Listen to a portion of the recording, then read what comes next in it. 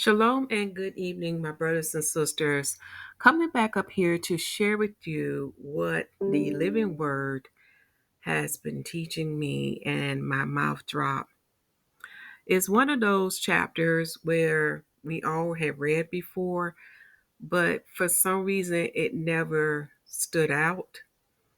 And when I read that word, y'all, it's not by in coincidence that we see these same words in Mystery Babylon, known as America. So, what you see before you is a picture, and this picture is showing a pyramid behind a stone statue. And on that stone statue, it has Ramses the Great. Now, we're going to dive into the meaning of Ramses, and we're going to go into the Bible and look at that meaning according to the days of Joseph, okay? There are some significant terms to help us understand why would America be using this same term. Also, what the Father want me to share with you is now there's been more archaeological proof who is the Pharaoh during the time when my people was enslaved in ancient Egypt in ancient Pharaoh days. And that Pharaoh name is Akhmos. And Akhmos has a double meaning. In the Egyptian language, it means something to the moon. I can't remember that part well. But the name Akhmos in Hebrew means brother to Moses. So they did find a Pharaoh, and they did find more archaeological proof that the Israelite did serve as slaves in Egypt in that particular time. Okay, there's a playlist on the channel that goes in more detail. You can find that under the playlist of Egypt and Babylon, okay, of today. So let us first set the foundation. And before we can set the foundation, there was a part one made, and that part one is under the live section on the channel with the name Yitia Yisrael, and it's under the title The 10 Lost Tribes Shall Return to Egypt, the House of Bondage. And this is what the prophet Hosea prophesies unto the northern kingdom. And as I'm saying this now, Father want me to remind you that there is a representation of all 12 tribes in both the northern kingdom and southern kingdom. Remember, go back to the Old Testament, which is the Old Covenant, and you will see a remnant of northern kingdom to remain, for only those who were in Samaria was taken into the Assyrian captivity. Okay. And this is why when you read like the gospel, you will learn that Anna the prophetess was of the tribe of Asher. Okay, so there's proof there is a remnant of each tribe in both kingdoms. And I think the book of Nehemiah or Ezra in the Old Testament would go in more detail about that, because they had they had a representation of each tribe in each kingdom when you do your studies. This is why you may see um, some of the remnants of the northern kingdom in the continent of Africa, because they came under the southern kingdom rulership after the northern kingdom was taken into the Assyrian captivity. So that's why it's so important to get all the details so you can understand how did the northern kingdom become scattered about. Okay, so now we're going to go into part two. So before we go into part two, let me share this with you, for I may be sharing some copyright materials. The title of part two is The 10 Lost Tribes. Egypt shall gather them up. Memphis shall bury them.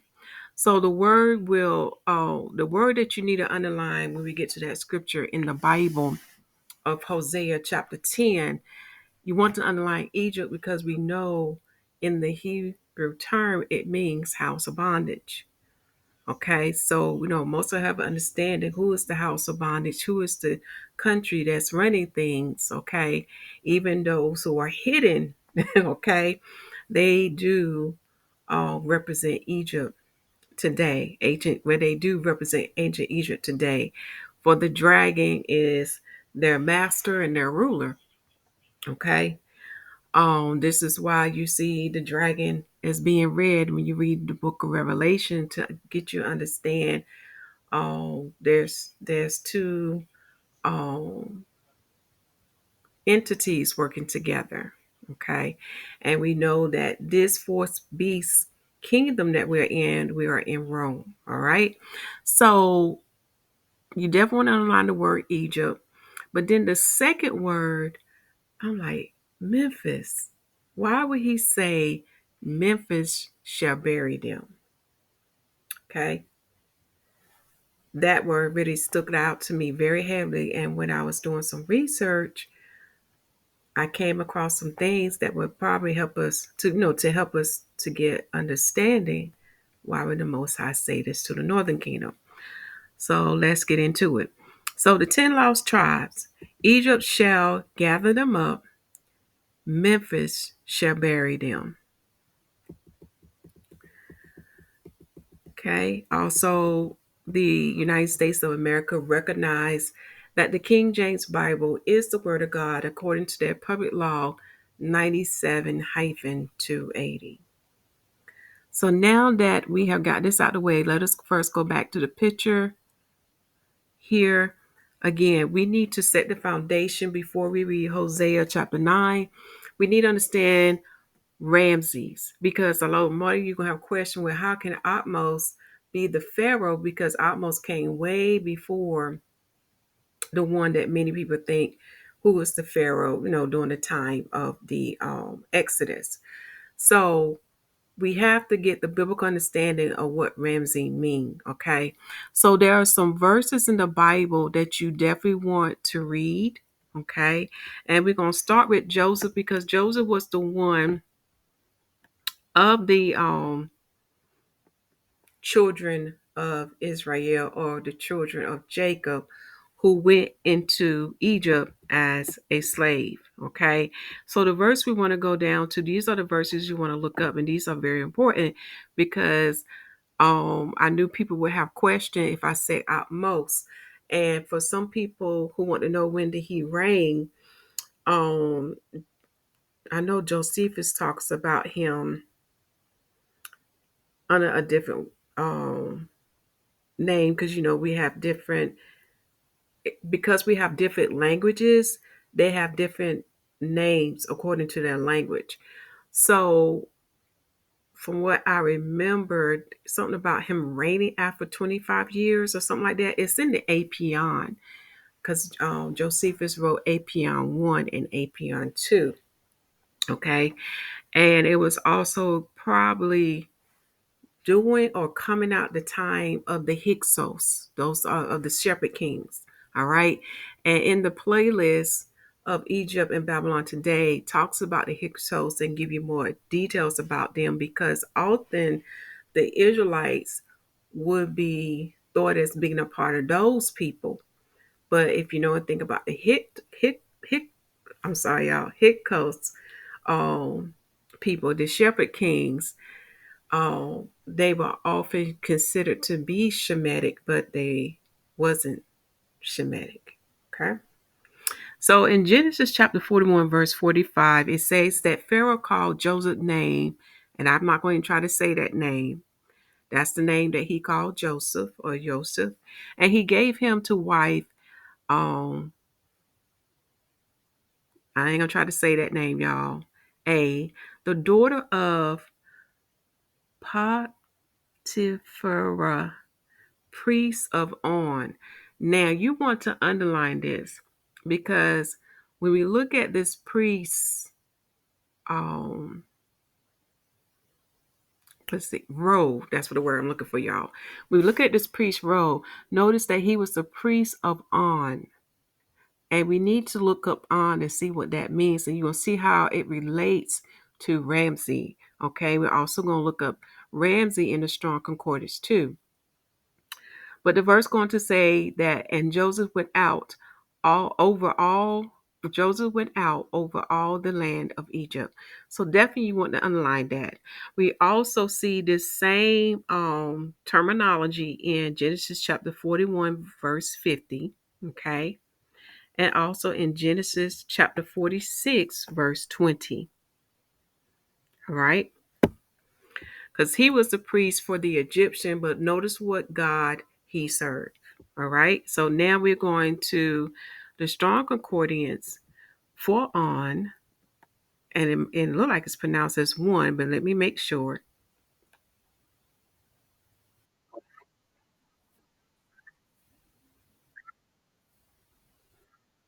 Yeah. So it's pronounced as on, well as own. Okay. And it's come from a Egyptian word. All right. So when we look at this word as own, it means strength or vigor.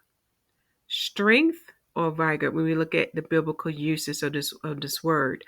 And it goes on to say city in lower Egypt, bordering land of Goshen, center of sun worship. Underline that, y'all.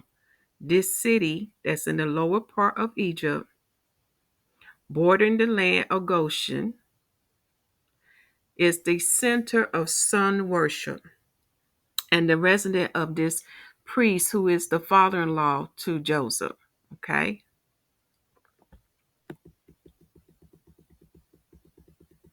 Then when we look in the Strong Concordance, looking at the Brown Diver Briggs lexicon, it goes on to say, and I want to start right here, that on, okay, is a city in Lower Egypt, probably on border of land of Goshen, the resident of the priests, okay, of On, okay, who is Joseph's father-in-law. It says that On was celebrated for worship of sun god Ra. Underline that. Worship of sun god Ra. Do we not see Ra in Ramses? Now you get an understanding why that word is in that time of Joseph as well. And hence, and follow what me to say, because I believe Joseph lived up to 110 years. Okay. So this is very important because, we see this name Ramsey, and you probably trying to understand why do we see it in the time of Joseph. Okay. So now we get the breakdown. It's dealing with the worshiping of the sun or the sun god. You're also going to say, and hence called also Sun City. So this place that this priest is in, known as On, is also known as Sun City. For there they worship the sun god known as Ra. Okay. In Jeremiah chapter 43, verse 13, it says here, I'm sorry, I see commas here. It says that this On is on the east bank of the Nile, approximately 7 miles east of the north from Cairo and 18 miles from Memphis. Okay.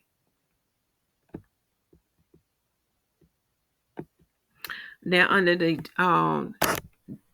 Jessenius Hebrew Chaldee lexicon, let me see what they have here. It says here of an ancient city of Egypt. Okay. Called by the Hebrews from a translation of the name. So you see how it's written in Hebrew. By the Greeks, they call On the Heliopolis. By the Arabs, they call it Dat in their native language, such as meaning fountain of the sun. Okay.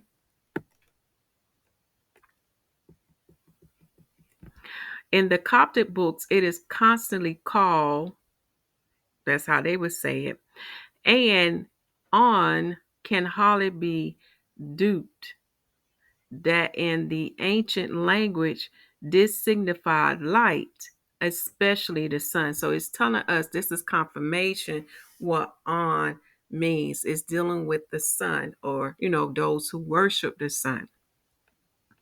In the more modern Egypt, some roughly compare this terminology as light. Okay.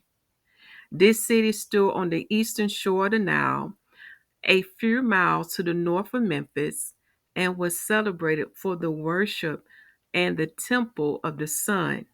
Okay. And it's giving you where it is quoted from, right here in parentheses. And for the obelisk, that tall ported thing that we see in Washington, D.C., and Father's telling me we see so much of the Egyptians artifact here in the land of America. So it's confirming what we learned from part one, that America is the house of bondage. So we have a pyramid, we have a Egyptian statue, which is saying with these words here,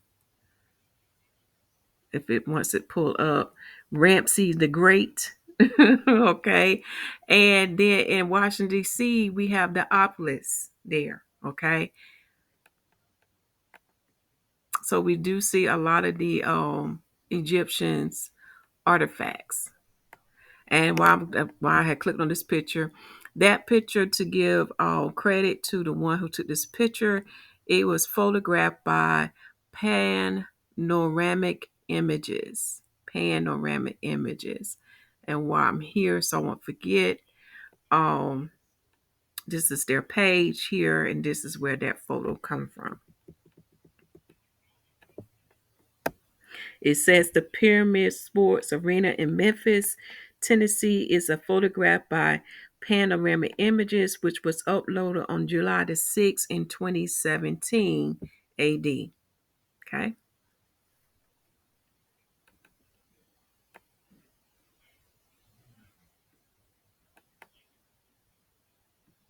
So going back to here is and then we're gonna pick up right here. And for the obelisks, which in part are even now in existence. Traces of the ancient city are now called, that's in that tongue, okay? You can see in brackets here on how to pronounce it. And the modern adjacent village, which is Matari. And then it said, compare description of this word here, I guess, of Del El Egypt, Antiquities, Volume 5. I think that might be PL. I don't know what PL stands for, but it's or either page 26 and 27. Okay.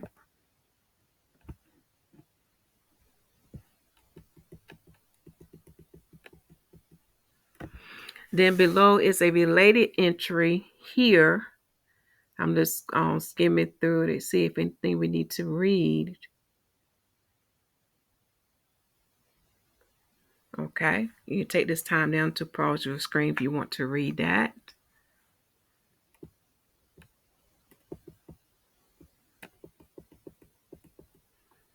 So basically, the father-in-law to Joseph was a priest, and he was a priest of dealing to worship the god of the sun, known as the sun god Ra, R-A. Okay. Now we're going to get to Ramses and see what that word means according to the Strong Concordance.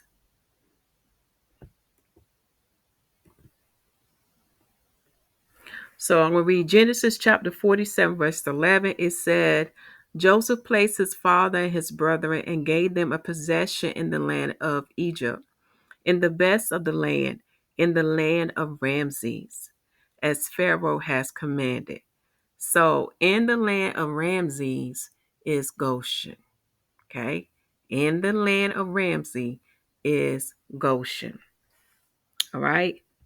So we also see this same word in Exodus chapter 12, verse 37, for it says that the children of Israel journeyed from Ramses to Succoth, about 600,000 on foot that were men besides children.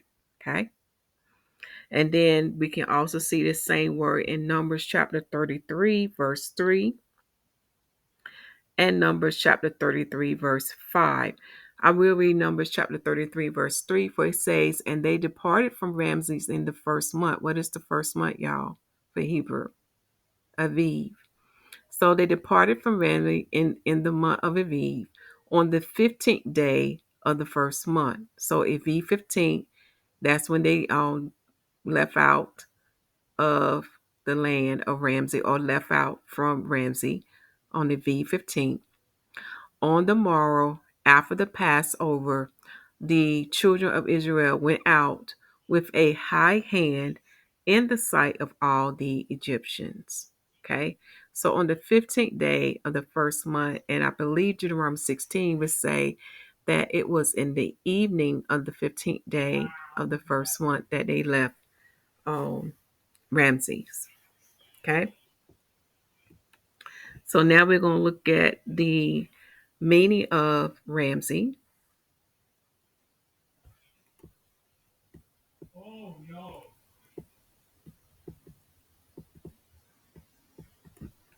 It is 87486.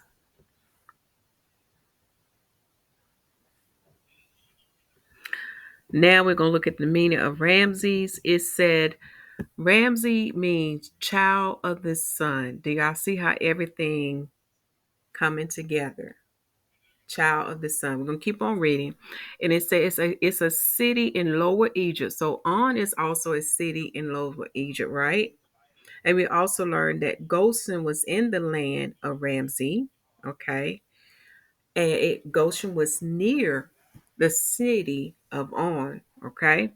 So it's a city in Lower Egypt built by Hebrew slaves, probably in Goshen. And as we see the word of the Most High to confirm that. In the strong definition, it says a place in Egypt. And that place in Egypt was called Ramses. Okay. In the Brown Diver Brig lexicon meaning, it says that it's a city in Egypt built by King Ramses II, hence his name. The king used it. It's a. I'm sorry. Is a realistic corvée according to Exodus 1:11 near Tel El Maskuta, which is Pittom, but not certainly identified. See, got to see this Hebrew word and references. Okay. So basically, when we read this word, according to this reference of Brown Diver Brig lexicon, it is said that it was built by King Ramses II. However, I told y'all that Atmos was the pharaoh of that time of the Exodus, and I believe it was dealing with the 17th dynasty. So we do know some of these names and titles can be reused even by the shepherd kings, because you notice that people would tend to take on the custom or some of the traditions from the nations that they conquered. Okay, but let us keep reading. So when we look at the Jacqueline's Hebrew Chaldee lexicon, okay, it says here dealing with Ramses, um, it is of an Egyptian city. So we know that there was a land called Ramses, and within that land it was Goshen. Okay, of an Egyptian city, probably the metropolis of the land of Goshen, which we ought to confirm by the scriptures that we read. Built or else fortified by the labor of the Israelites, this city appears to have given its name to the whole province. The name accords with that of several kings of Egypt.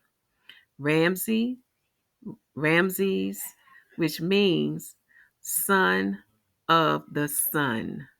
Son, S-O-N, of the sun, one of whom apparently built this city and called it by his own name. Okay? And then it's telling us what reference to read here.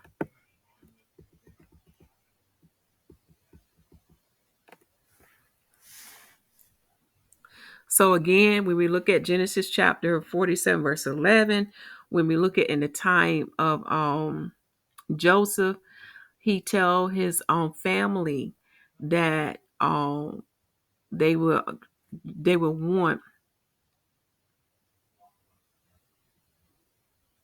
the land of Goshen, for it's the best land and it's in the land of Ramses. Okay. So Goshen is in the land of Ramses.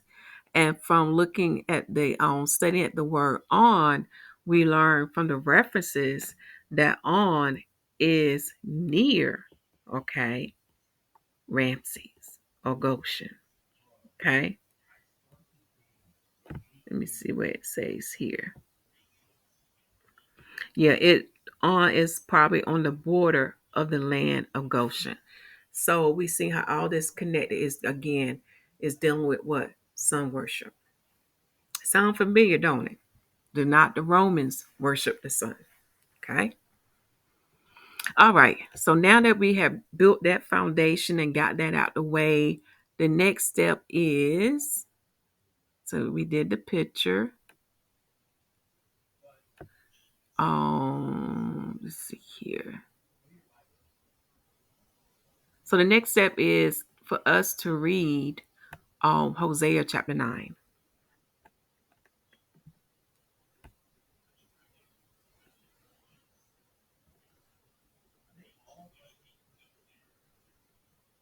Hosea chapter 9, the chapter summary says this: the distress and captivity of Yashrael for their sins and idolatry. So this chapter is talking about the northern kingdom as well. He maybe also talked to um, the southern kingdom, but we'll see in this chapter.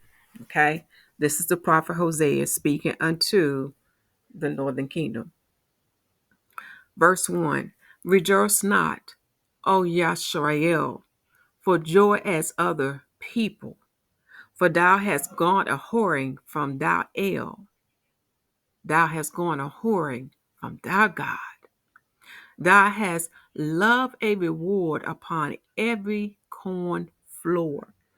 So when we look at verse 1, there is a precept that would expound on the reward that the northern kingdom has loved. But yet they cheated on the Most High. They cheated on him, but yet they love the benefits that the Most High give them. So we are going to Jeremiah chapter 14, verse 7. For in Jeremiah chapter 14, verse 7, it says this. Let us first read the chapter summary.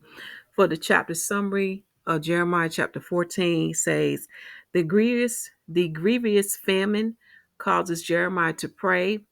Yahuwah will not be entreated for the people. Lying prophets are no excuse for them.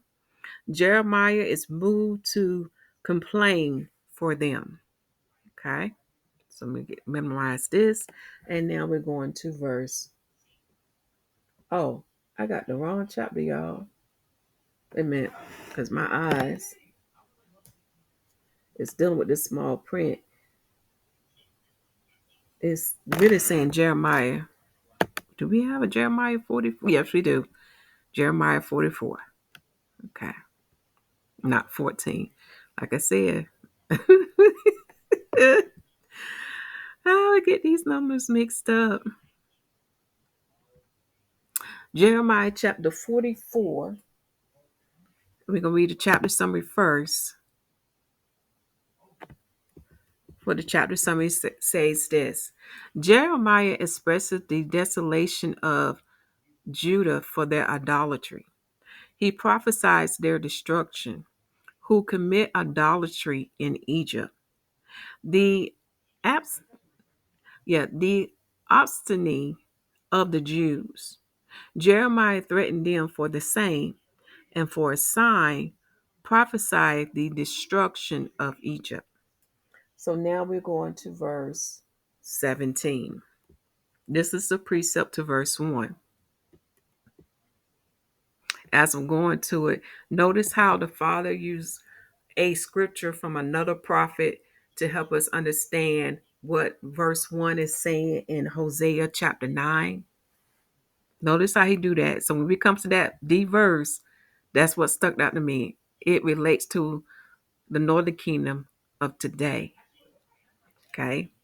So verse 17 says this, but we will certainly do whatsoever thing goeth forth out of our own mouth, to burn incense unto the Queen of heaven, and to pour out drink offerings unto her, as we have done, we and our fathers, our kings and our princes, in the cities of Judah, in the streets of Jerusalem.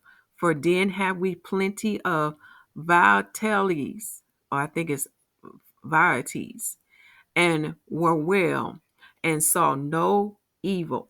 So just as southern kingdom would do falling behind them, we see that the northern kingdom was worshiping what? The other gods, the hosts of heavens. So they took the blessings that the Most High gave unto them from their agriculture. Because remember, the land of Israel was the land of milk and honey. They didn't lack anything, y'all. They was fed very well, and the land provided everything they needed, from shelter to taking care of their animals, food, water, etc. They want for nothing. So they took his blessings and they offered it unto other gods.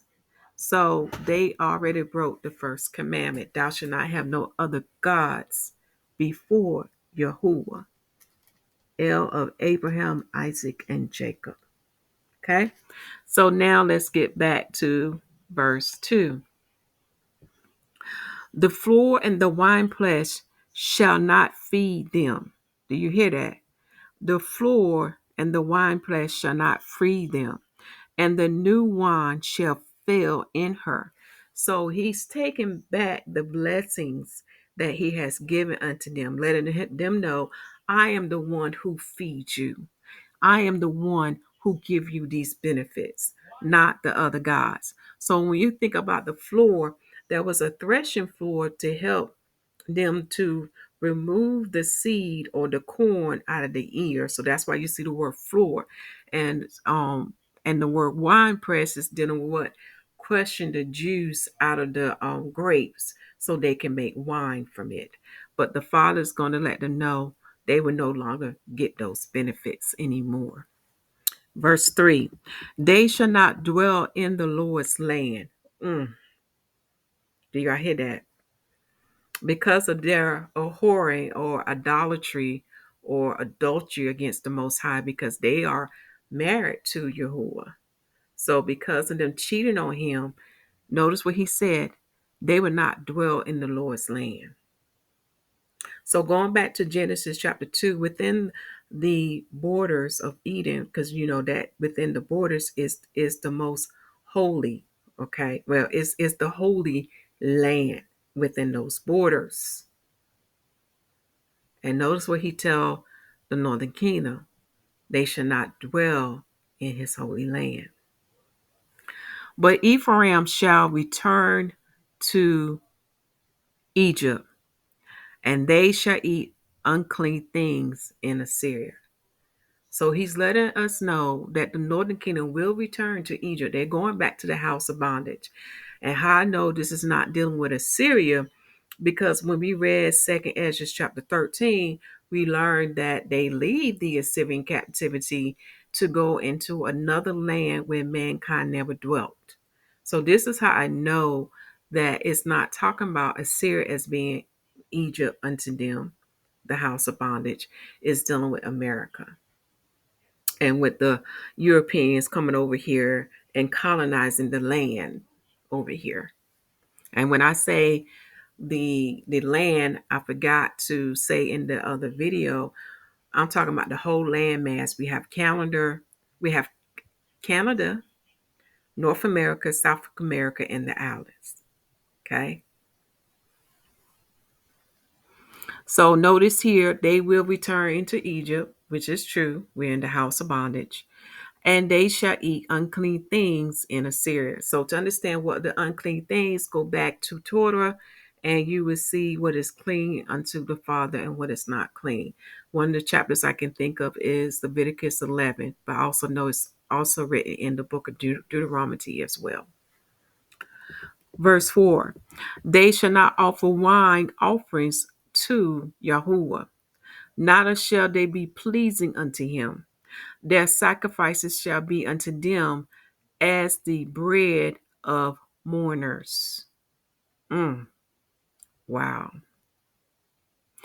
All that eat thereof shall be polluted. Wow. For their bread for their soul shall not come into the house of Yahuwah. So he meant that thing. He don't like you to be in between. You either hot or cold. So they're going to mourn.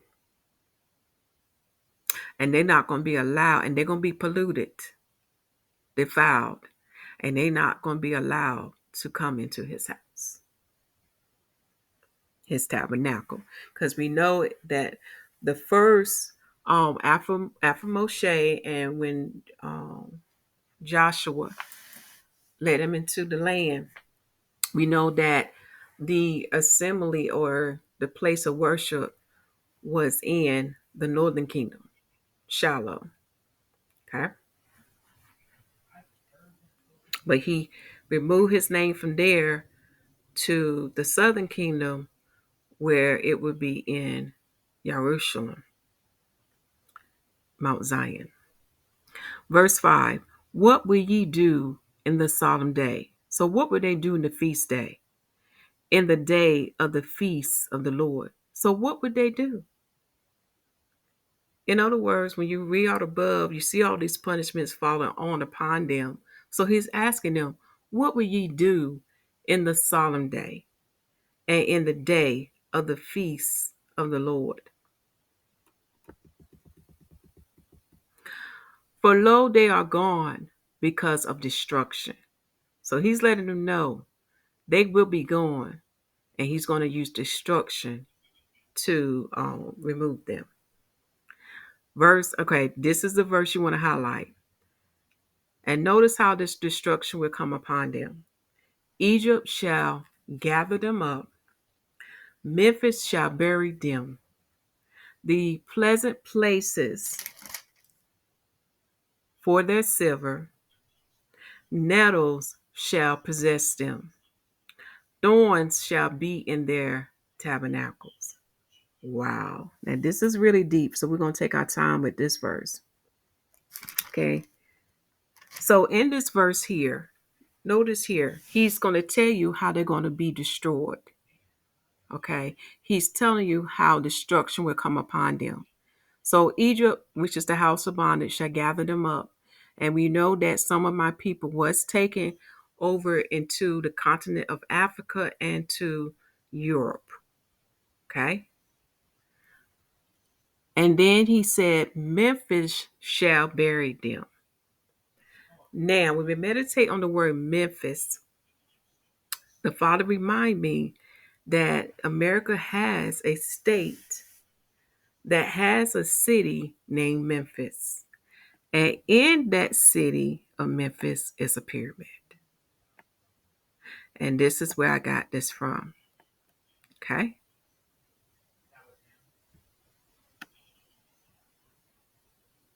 And this is why I say nothing happened by coincidence. Nothing. Let's look at some images here.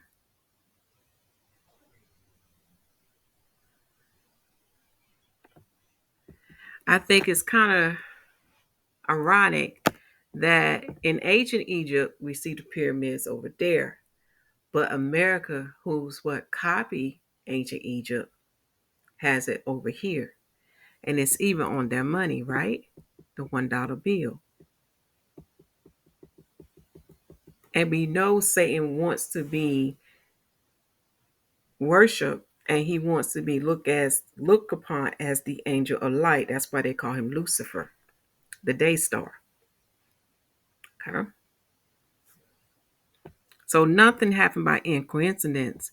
And when I read that verse, brothers and sisters, this is how I knew that that verse is talking about today. And you'll see why as we read further down. This is confirmation that my people, who's of the northern kingdom, came to the Americas first before the Europeans, way before the Europeans came over here to colonize it.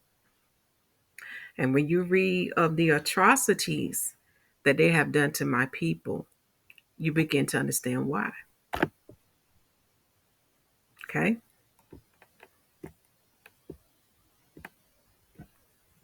Very interesting.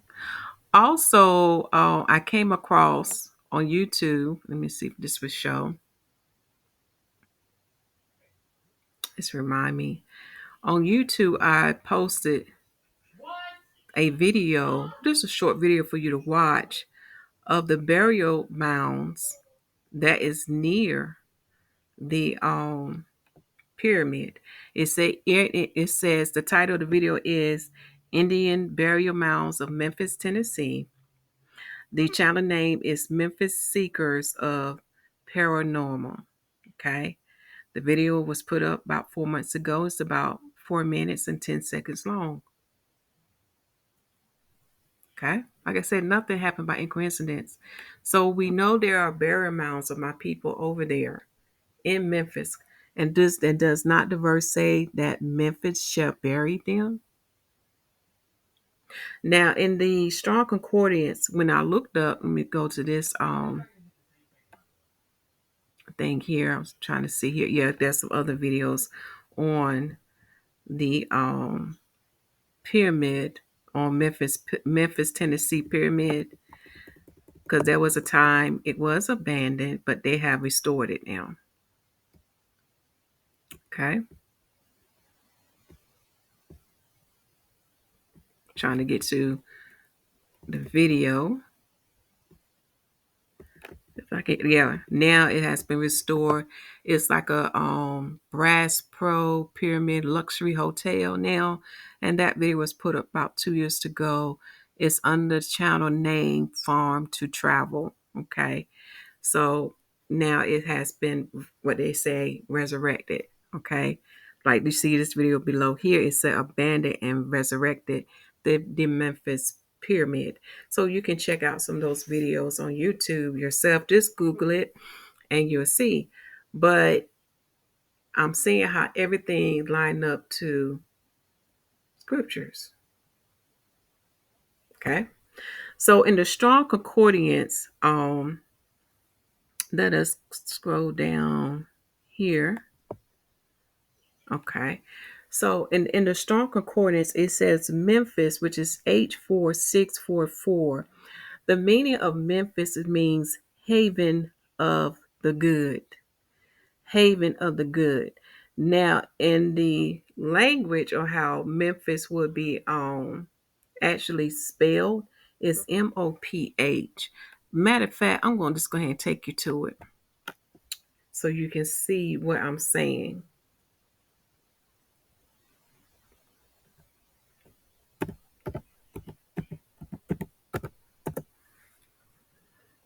Okay.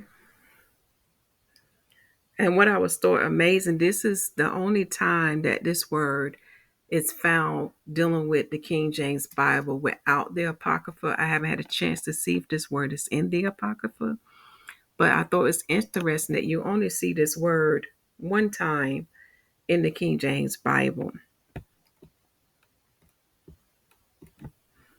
Just like it's interesting that Tennessee has a city named Memphis. Like I said, these kingdoms mirror themselves. They copy what the ancient kingdoms have. So we can see Egypt and Babylon here in this empire, in this kingdom. Okay. So when we go to the word Memphis, which is H4644, and in the it's sorry, it's an Egyptian word, okay, and how it's pronounced is like mop. Make sure.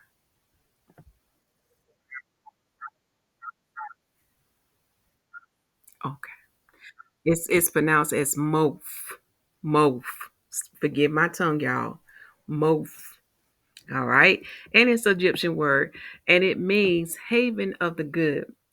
Now, this city, Memphis, is the capital of the lower part of Egypt, and it's located on the western bank of the Nile, about 9 miles or 15 kilometers south of Cairo. Okay, so it's the capital of the lower Egypt.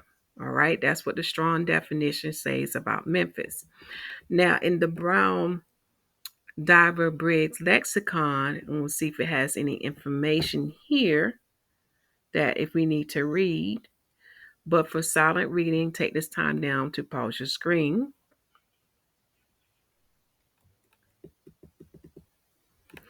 Now, in the Jessenius Hebrew Chaldee lexicon, and we'll see what it has to say.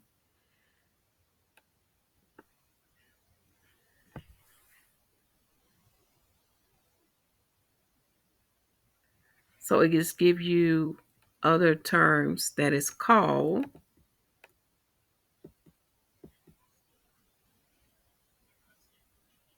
and the history of how, where the name came from.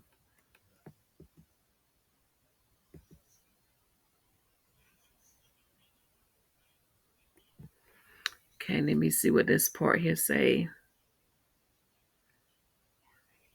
So right here, looking at this part, we will start with the etymology of the Egyptian name. It's thus spoken by, I cannot say that word yet, by the P word. And then you see this language here. Okay, based on what is said above, it says both of which are applicable to Memphis. Underline this, is the scepter of Osiris and the necropolis of the Egyptian, and hence also the gate of the blessed, since burial was only allowed to the good. Wow. Do y'all see that? So when he says Memphis shall bury them, we see my people burial mounds. And right here, we're getting the breakdown of Memphis, and it's saying that it is the gate of the blessed, since burial was only allowed to the good. Wow. And we know during that period of time was mostly talking to the Egyptians, um, rulers or whoever they esteem of high status. Okay. So now we see why he's using this term, why Father say Memphis shall bury them. So I'm going to say this again so you can get it for your notes. It is known as the gate of the blessed, since burial was only allowed to the good. Because the kingdom of the northern kingdom is known to what to be in idolatry. So they was doing as the heathens. They was worshiping the hosts of heavens. So this is why the Father said, Memphis shall bury them. And this is deep. Like I said, when it comes to words, nobody can get no deeper than our Father in heaven. For he is a great poet. And the way he describes stuff, he goes very deep. So write that down as your definition. Now we're going back to the word Hosea. So now we see that Northern Kingdom will go back to the house of bondage, which is Egypt, which is America, and we can we know some of us know some of the history. We still learning more, even myself. And now we understand why we see the burial mounds in Memphis, Tennessee. Okay, because they want to worship the hosts of heaven, therefore they would be treated like the heathen, just like the way of the Egyptians.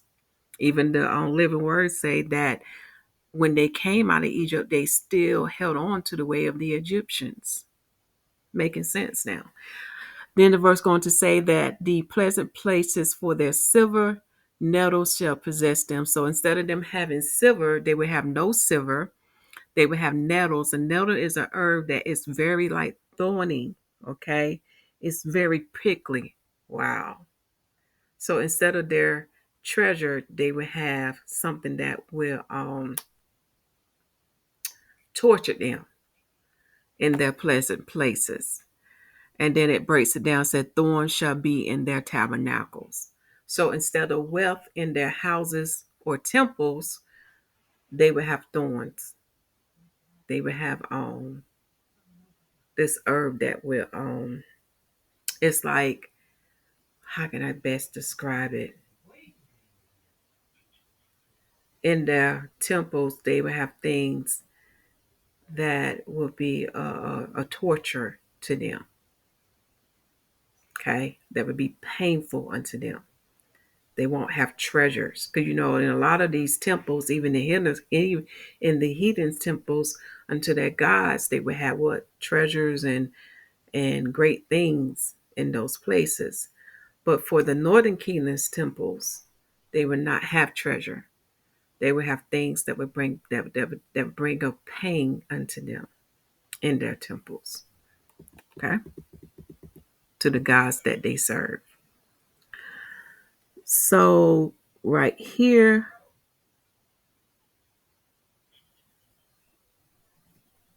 another way of saying, I'm looking at my side note of the King James 611, where it says here, their silver shall be desired. So their silver is also going to be removed from them. In other words, they're going to lose all their treasures. Okay. Now for verse 7, it says that the days of visitation are come. So the days of judgment are come. The days of recompense are come. Payback. They're going to get the payback. Okay. Israel shall know it. So it's saying that we should know it. The prophet is a fool. The spiritual man is mad. Another way to say the spiritual man, in Hebrew, we can say man of the spirit is mad. For the multitude of thy iniquity and the great hatred. So because of their sins and transgressions, because of their unrighteousness, the Father has a great hatred upon them. Verse 8, the watchman of Ephraim was with my El, but the prophet is a snare of a fowler in all his ways, and hatred in the house of his El. So what is saying that the watchman of Ephraim did not go against Yahuwah, but the prophet did. He is against the house of Yah. Wow.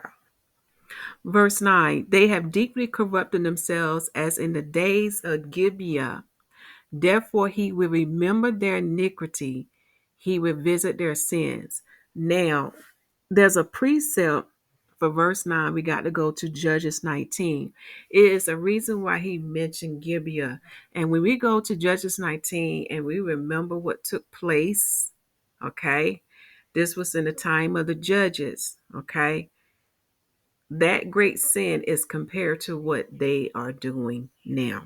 So let us go to Judges 19.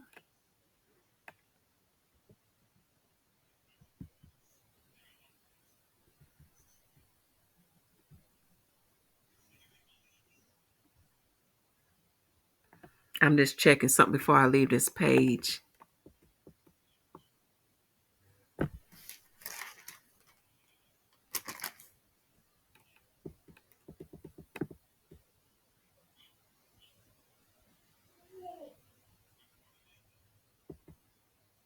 So another verse we can read that relates to 17. Let me see here. Let's click on this. Let me go to the side notes.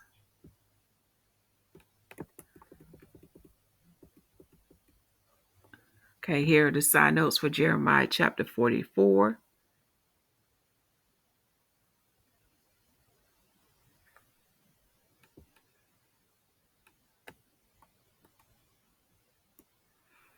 And I just want to make sure I read the right verse to y'all before we go to Judges 19, verse 1. Let me do that because we can go to the side notes right quick.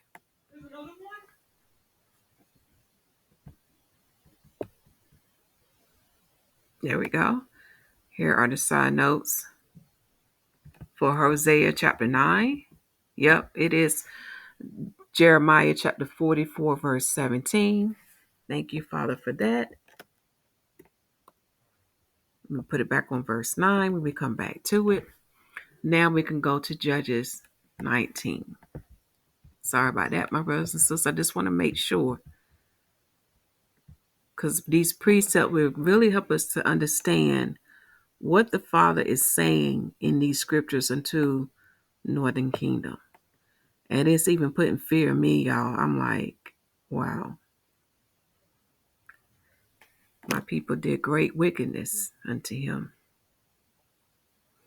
So now we're going to, I have to say it out loud, y'all. I be forgetting. Judges 19. I'll be like, where we going to now?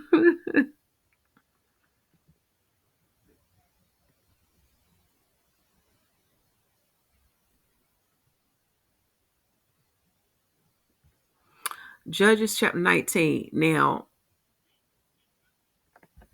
when I saw that precept, it hit well, a light bulb went above my head. But when I start reading this chapter summary unto you, brother and sister, most of y'all know of this testimony and what happened. It was very wicked. So in chapter 19, it says here, a Levite goeth to Bethlehem to fetch home his wife.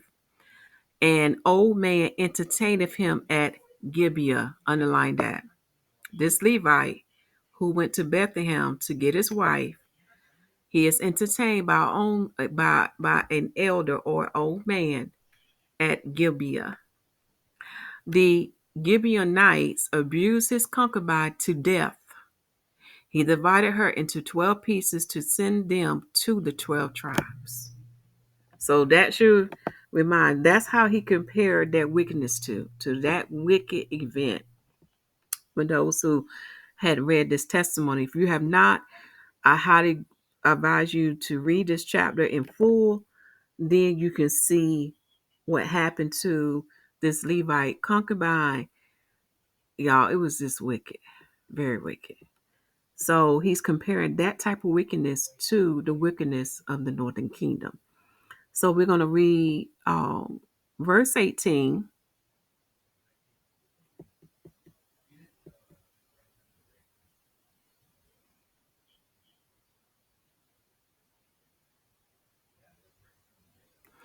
Okay, I would just read verse 18.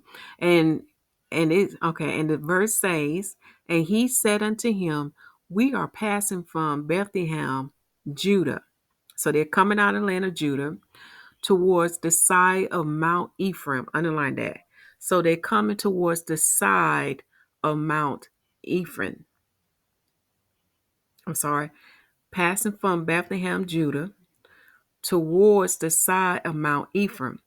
From thence am I. Okay. That's where he said he's from. He said he's from the side of Mount Ephraim. And I went to Bethlehem, Judah. Okay. But I am now going to the house of Yahuwah. So at that time, the house of Yahuwah was in Shiloh. And there is no man that receiveth me to house. So no one has invited him in. Okay.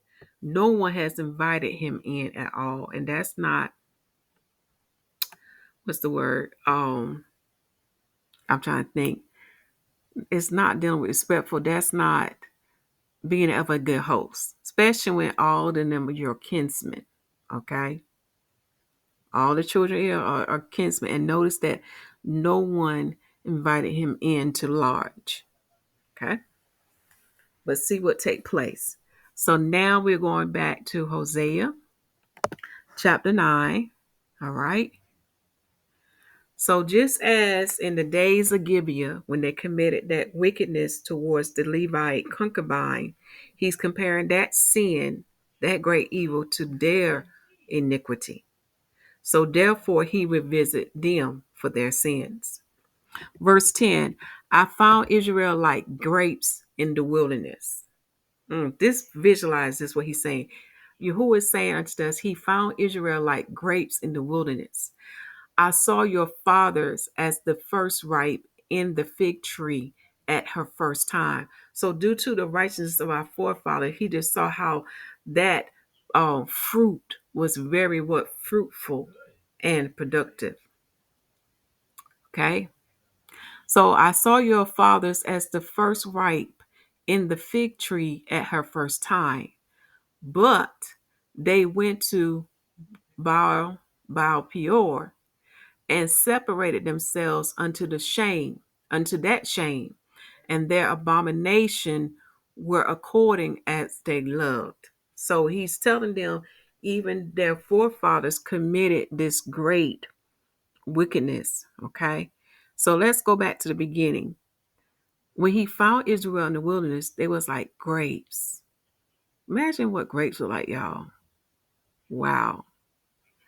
And then as he examined the fruits, as time went on, because fruit is going to produce more fruit when you understand the agriculture and how things grow and then it die and then it regrow. But in other words, it what it does, it continues to produce on its lineage. Okay.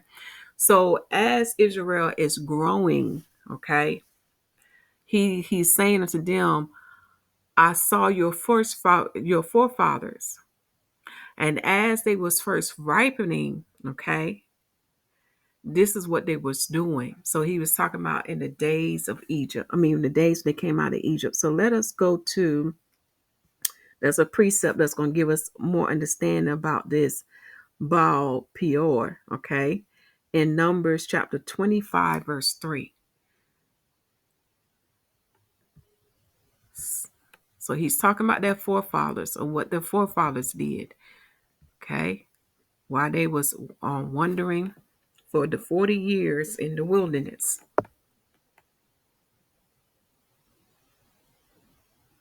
Going to Numbers 25.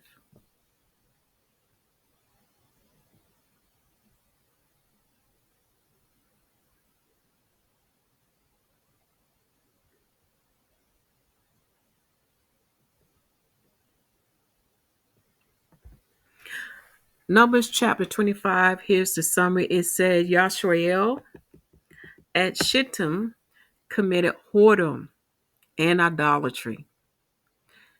Phinehas killeth Zimri and Kozbi. Yahuwah therefore giveth him an everlasting priesthood. The Midianites are to be vexed. Okay. So now we're going to verse 3.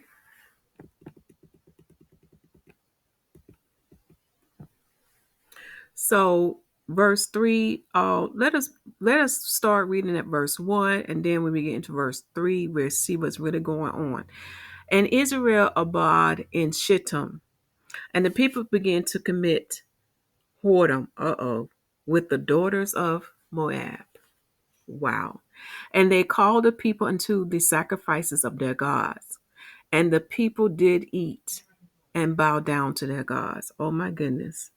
Do you see what the Father is saying about their forefathers in the wilderness? Wow. And Israel joins himself unto Baal Peor. So when you see this word join, it means they went in covenant with this other God. How can you marry another God? That's adultery. In America, they call it bigamy. And the anger of Yahuwah was kindled against Israel. Wow. To get more understanding of this other God,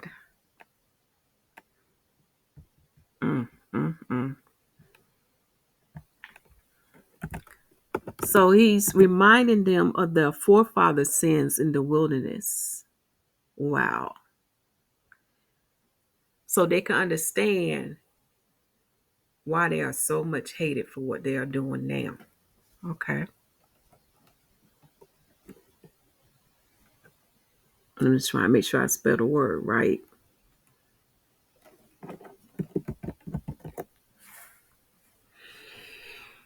Mm, mm, mm.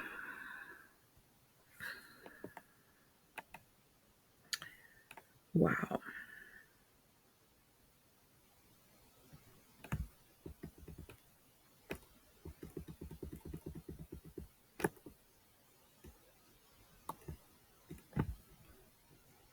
We're going to H1187.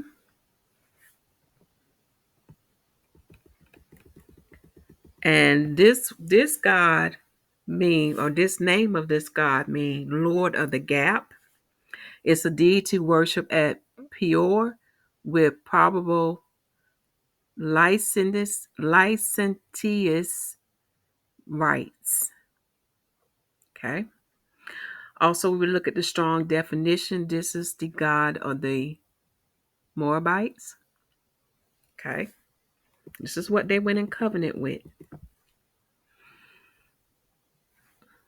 I'm looking at the Brown Diver Biggs lexicon to see if there's anything we need to read from there. Take this time now to pause your screen. Okay. So Northern Kingdom is known. It's okay. According to this source, it said it seems to have been used in northern Israel. Or how this spelling is. It was the special name of the god of the Canaanites, the Philistines. Even something is saying something about that name also equal to the Babylonian. I can't read that word right there. So basically, it's the god of the heathens. Wow. And it caused the people to sin. So just as in those days of the wilderness, it's the same with them now. So we in verse 11, notice what he's going to do unto them. As for Ephraim, their glory shall flee away like a bird. From the birth and from the womb and from the conception. Wow. Father going that deep.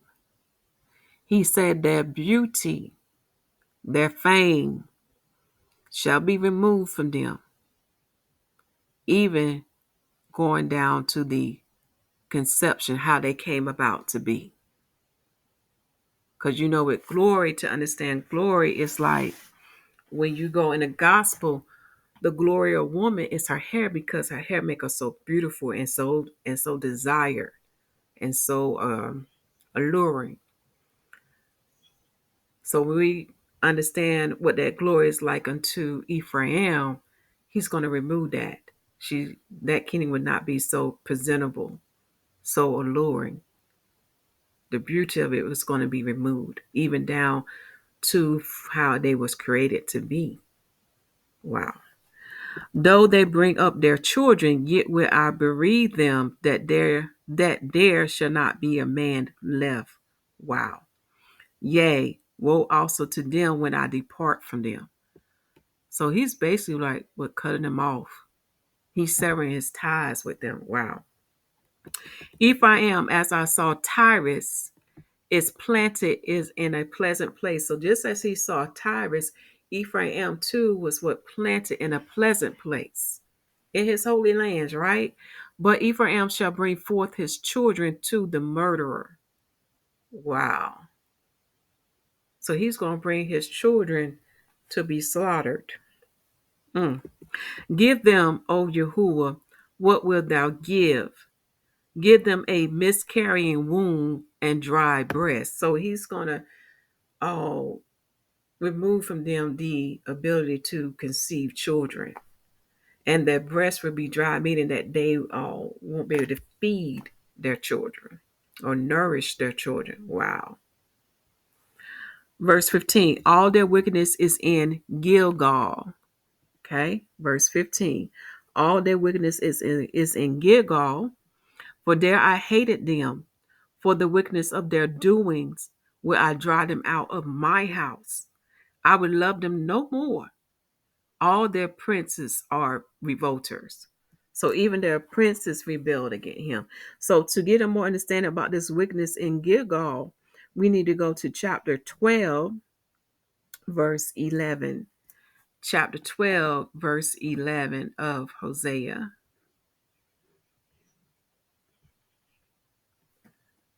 Wow.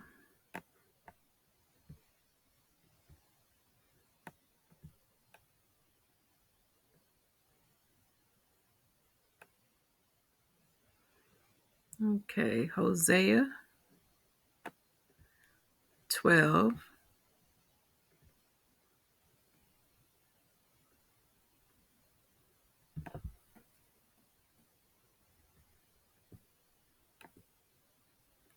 Hosea chapter 12, reading the chapter summary, it says a reproofs of Ephraim, Judah, Yahuda, and Yaqub, which is Jacob. By former favors he exhorted to repentance. Ephraim's sins provoke Yahuwah. So we're going to verse 11. And verse 11 said that is there iniquity in Gilead? Surely they are vanity. They sacrifice bullocks in Gilgal. Yea, their altars are as heaps in the furrow of the fields. So they doing everything in vain because they cheated on him.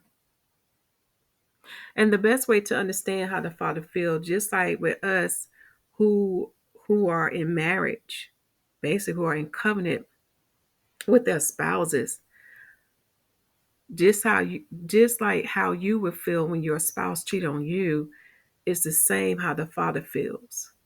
Enraged, anger, upset, especially when you know you've been good to them.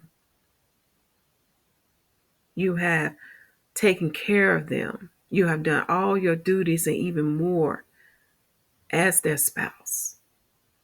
And they spit in your face by being with another. That's how he feels. Okay?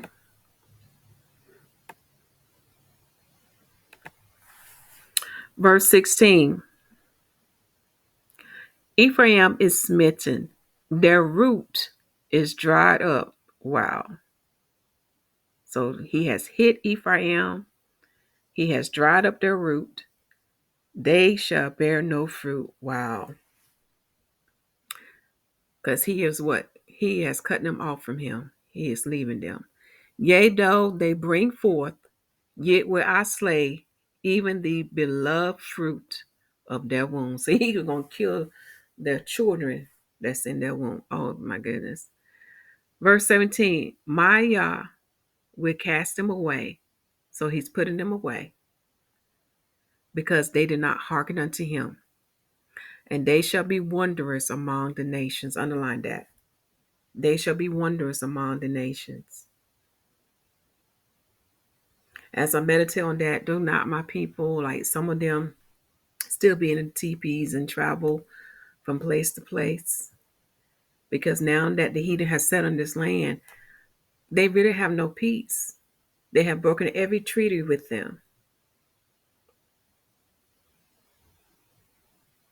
And it's because of the sins of their forefathers. Wow.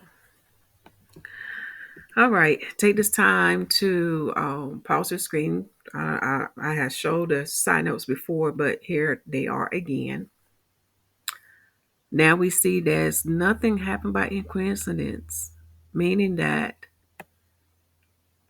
America is the house of bondage. It is Egypt.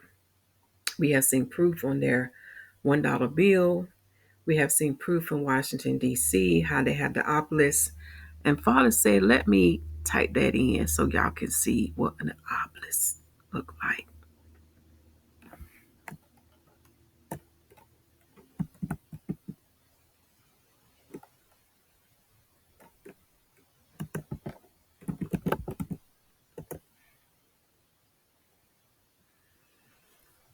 Right here.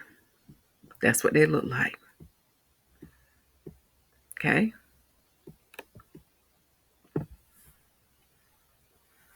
We also see it in Rome too.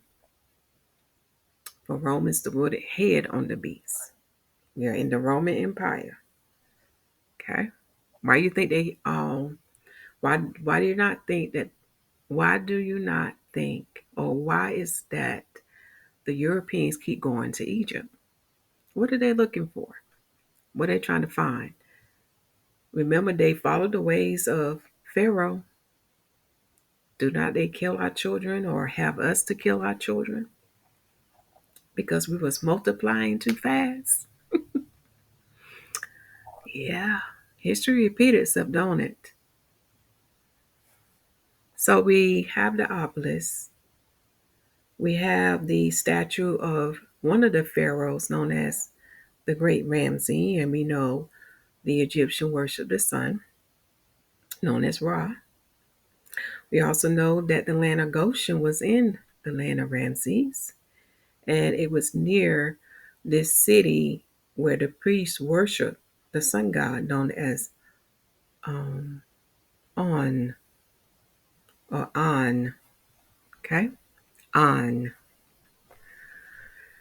Yeah, this is not by coincidence. And now we see this pyramid that was built in Memphis, Tennessee, the same location where you can find the burial mounds, what they call Indian, but I prefer to say indigenous or autochthon. Okay? Nothing is by coincidence. Okay? For the Memphis Pyramid, it says was formerly known as the Great American Pyramid and the Pyramid Arena and colloquially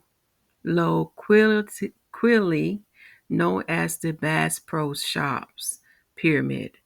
Is a pyramid-shaped building located in downtown Memphis, Tennessee, United States, at the bank of the Mississippi River. Built in 1991 as a 20,142-seat arena. The facility was owned and operated jointly by the city of Memphis and Shelby County.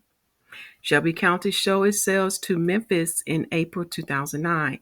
Its structures plays on the city's namesake in Egypt, which is known for its ancient pyramids. It is 321 feet, 98 meters, about 32 stories tall, and has base size of 591 feet or 180 meters. It is by some measure the 10th tallest pyramid in the world. Okay. Um, the rest of this y'all can read for yourself. You can go to wikipedia.org to get more information about this pyramid that's in Memphis, Tennessee. Um, let me see what else.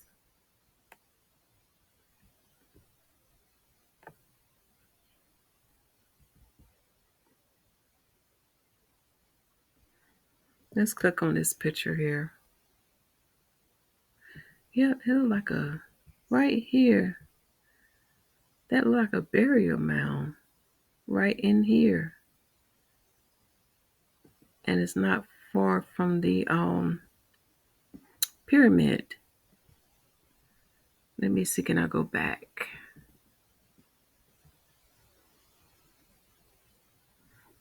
And let's just say visitor of the pyramid with the edge of Hernando de Soto Bridge at far left. Let's see what else it says. But that does look like it could be a burial mound over there. But I'm not for sure, y'all. But it looks like it. A native burial mound. Okay.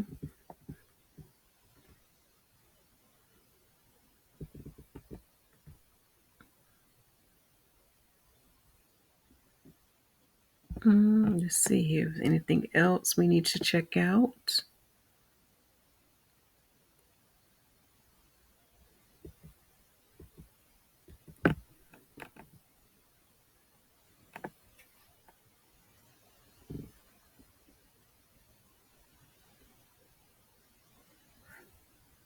All right. So nothing happened by coincidence, my brothers and sisters. As we see here, Northern Kingdom is here.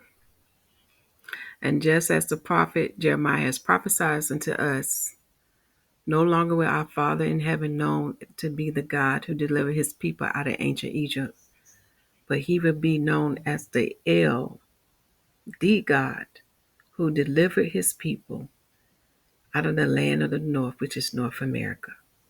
For as you see, Northern Kingdom is here and Southern Kingdom is here. And the word is true, for our Father do not lie. For as it is written, for lo, they are going because of destruction. And that other word for destruction means spoil. They shall be spoiled. Egypt shall gather them up. Memphis shall bury them. The pleasant places for their silver, nettles shall possess them. Thorns shall be in their tabernacles. Take this time to meditate on what I just shared with y'all, for this word is so true. And now that we've seen the truth of this word, it is most important that we preach that the kingdom of heaven is coming, for it is coming. For we are in the Shavuot harvest known as the wheat harvest, and of that harvest, the first fruits of the Lord will be presented unto him, which is the 2 wave loaves. For the first wave loaf represent the bride and the 144,000 Israelites. And the second wave loaf represent the house of Israel and the house of Judah, for soon they will become one stick, which is one menorah. If you want to be of that wheat harvest, it is time to get your house in order. If you want to attain the highest inheritance as a saint, which the bride and the 144 shall become, it is time to get your house in order.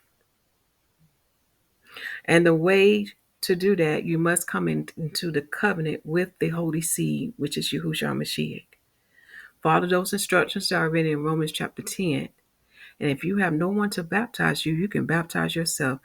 For the waters, the heavens, and the earth can be a witness on your behalf, testifying unto our Father that you have went into covenant with Yahusha HaMashiach. And the same is with the Holy Spirit baptism. All you have to do is ask in the name of Yahusha HaMashiach, and our Father will give it unto you according to your heart, your faith, and your words. And once you do that, then the word will be a lamp unto your feet, leading you and guiding you in all things.